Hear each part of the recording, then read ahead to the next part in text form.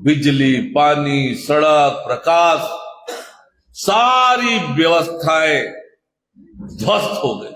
मुझे तो कई पार्षदों ने ऐसा भी बताया कि नल की टोटी बदलने के लिए भी नगर पालिका के पास पैसा नहीं आ रहा है, हम अपने जेब के पैसे से नल का टोटी लगा।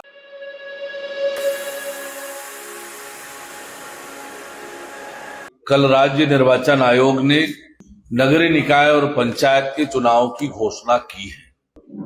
बड़ी प्रतीक्षा थी जनता को कि कब तिथि घोषित हो और प्रदेश, केंद्र, रायपुर दक्षिण की तरह नगरीय निकायों में भी राज्य की जनता कमल खिलाए।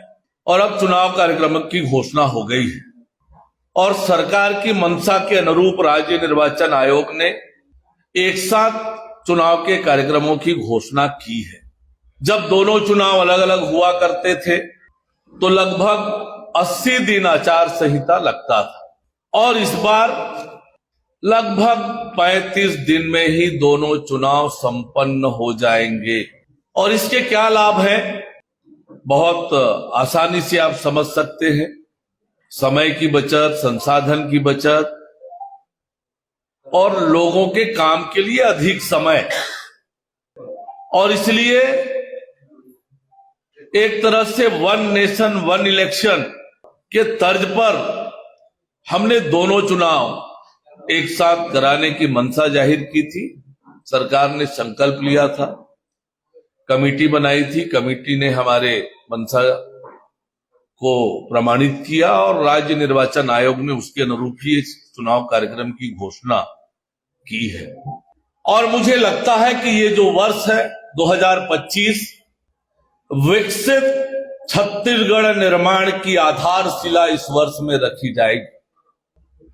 अटल बिहारी वाजपेयी जी के सपनों के अनुरूप छत्तीसगढ़ को बनाने का काम इस वर्ष में हम करने जा रहे हैं और इसीलिए अटल निर्माण वर्ष भी घोषित किया है और यह हमारा रजत जयंती वर्ष भी है।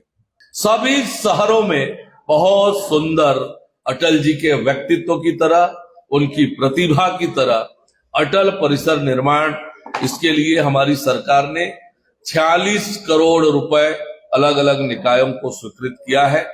नगर निगम के लिए 50 लाख रुपए दिया है, नगर पालिका के लिए 30 लाख और नगर पंचायतों के लिए 20 लाख रुपए की राशि स्वीकृत की है। राज्य की जनता ने 2019 में देखा कि कैसे राज्य की जनता के अधिकार को छीनकर कांग्रेस पार्टी ने नगरीय निकायों में अपना कब्जा जमाया। पर पावर के लिए, सत्ता के लिए कब्जा तो जमाया, पर अपने स्वभाव के अनुरूप सत्ता में आते ही नगरीय निकायों की ऐसी दुर्दशा की कि शहर विकास से महरूम हो गया। बिजली, पानी, सड़क, प्रकाश, सारी व्यवस्थाएं ध्वस्त हो गई।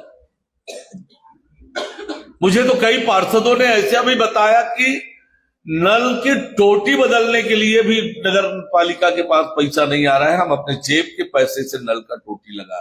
केंद्र सरकार की योजनाओं का लाभ से वंचित किया, चाहे वो प्रधानमंत्री आवास हो, अमृत मिशन के काम की दुर्दशा की, स्वच्छ भारत मिशन के काम की दुर्दशा की। कुल मिलाकर शहरों की दुर्दशा करने का काम कांग्रेस ने किया। पर हमारी सरकार बनने के बाद एक साल में हमारी सरकार ने 7,300 करोड़ रुपए राज्य के नगरीय निकायों को दिया है विकास के लिए। आप सबको जैसे पता है कि प्रधानमंत्री माननीय नरेंद्र मोदी जी का संकल्प हर घर तक नल से शुद्ध पेयजल पहुंचाने का। शहर में इसे अमृत मिशन के नाम से संचालित किया जाता है। 5 शहरों के लिए 865 करोड़ की 2130 करोड़ की लागत से 45 शहरों में जल प्रदाय योजना स्वीकृत किया है। शहरों में तालाबों के जीर्णोद्धार के लिए 113 करोड़ रुपए दिया और उद्यान के विकास के लिए 32 करोड़ रुपए की स्वीकृति हमने दी।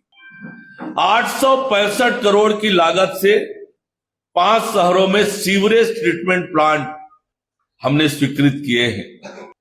स्वच्छ भारत मिशन 2.0 के अंतर्गत अनौपचारिक जल प्रबंधन हेतु 1 लाख से कम की जनसंख्या वाले 160 शहरों में 830 करोड़ की लागत से 200 सीवरेज ट्रीटमेंट प्लांट की स्थापना और 1000 किलोमीटर से अधिक सीवरेज लाइन बिछाने का काम किया जाएगा।